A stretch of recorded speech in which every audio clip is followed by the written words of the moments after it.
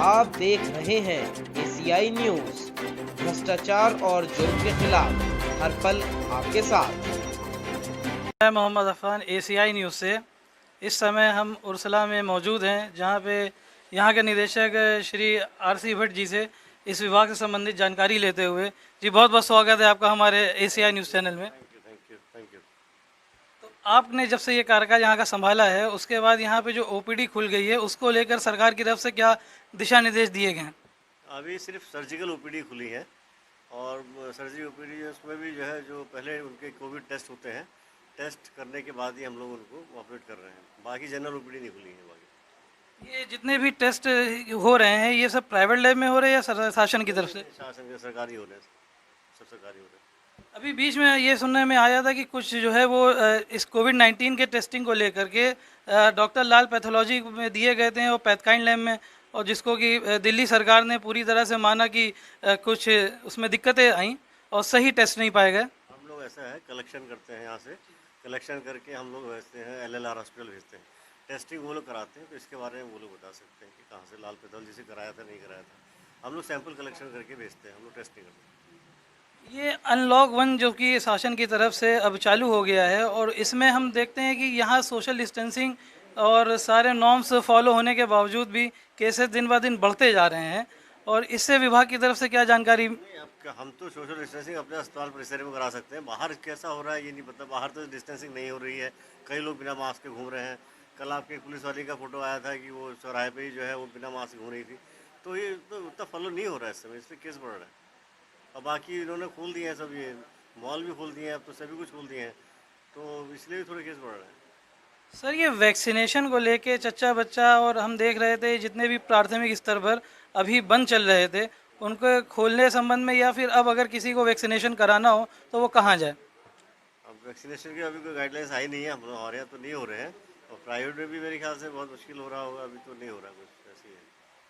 तो सर, इससे मान लीजिए जो छोटे बच्चे हैं, जैसे कि अभी 6 महीने के हैं, साल भर के हैं, उनको लेके अब आने वाली जो भी दिक्कतें हैं, उसको दूर करने के लिए आप कोई सुझाव सरकार को देना चाहेंगे हमारे चैनल के माध्यम से? हाँ, क्योंकि अब इन्होंने जब से सर्जिकल ओपीडी खोल दिए हैं, तो उनकी वैक्सीनेशन के लिए भी खुल सकता है, ऐसा नहीं है, वो भी उनके वैक्सीनेशन हो सकते हैं चाहे तो। जी, और देखा जाए तो अब जिस तरह से ये अभी बात चल रही है, जो केसेस बढ़ रहे हैं, कि आने वाले समय में क्या ये लॉकडाउन फिर से 21 दिन के लिए बढ़ाया जा सकता है? हाँ, पॉसिबिलिटी है, बढ़ाया जा सकता है, क्योंकि इससे ज़्यादा हुए, पॉसिबिलिटी है, हो सकता है लॉकडाउन एक और।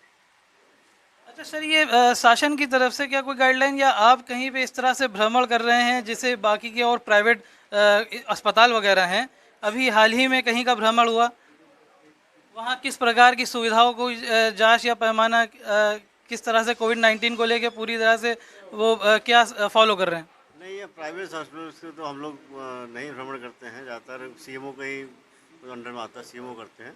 हम तो अपने अस्पताल के बारे में ज़्यादा देखते हैं, बाकी हम लोग भ्रमण नहीं करते हैं।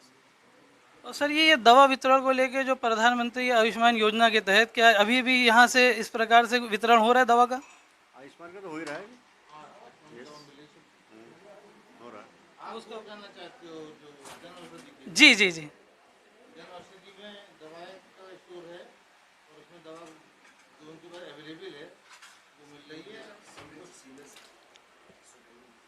जी, इसके संबंधित हम जानकारी जो है यहाँ के सुपरिटेंडेंट जी से लेते हुए।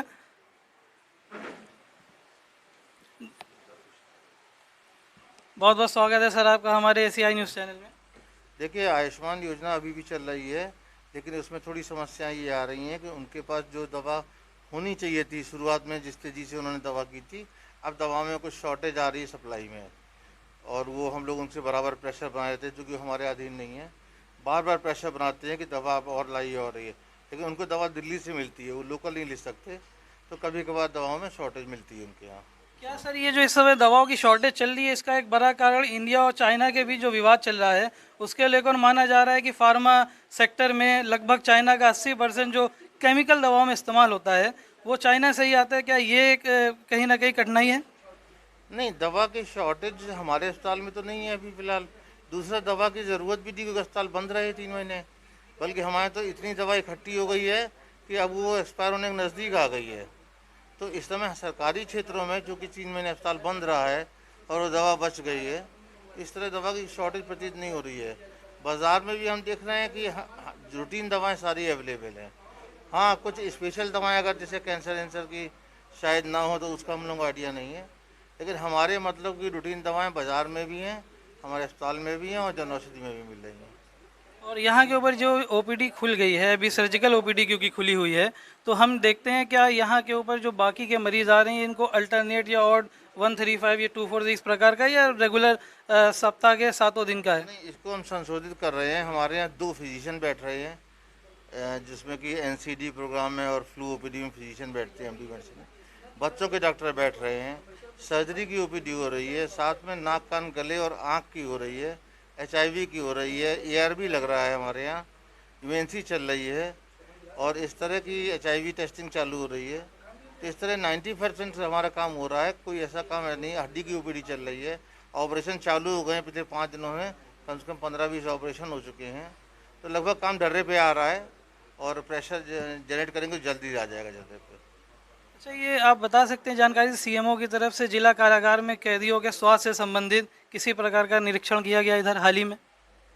नहीं, हमें तो नॉलेज में नहीं है कि CMO ने करा हो या उसका कोई अखबार में तो मैंने नहीं पढ़ा, तो मैं तो नहीं बता पाऊँगा ना। वहाँ तो कोई डिमांड भी आई है हम लोग के यहाँ नीचड़ की। उनके यहाँ ज़्यादातर एक हम लोग के सुप्रीम कोर्ट के आदेश पे महीने में 2 बार एक कैंप लगता है स्पेशलिस्ट का, वो लगातार लग रहा है। क्यों कैंप कब लगा था इधर हाल में? पिछले 14 को कैंप लगा था। उसमें 5-6 स्पेशलिस्ट हमारे जाते हैं और सारा जो आवश्यक उनके स्पेशलिस्ट केस हैं वो देख लेते हैं। बाकी उनके यहाँ 2 डॉक्टर ऑलरेडी हैं, कोई इमरजेंसी होती तो हमारे मरीज भर्ती कर देते हैं वो। बहुत बहुत धन्यवाद आपका। तो हमने देखा किस तरह से जो हमारे यहाँ सुप्रिटेंडेंट जी उर्सिला के रहे हैं, बेहद सफल कार्यकाल इनका रहे हैं और इनके अंडर में यहाँ के ऊपर जितना भी स्टाफ है सबका ही बेहद पॉजिटिव रिस्पांस रहता है और जितने भी मरीज़ यहाँ पे आते हैं उनका पूरी तरह से सहयोग दिया जाता है।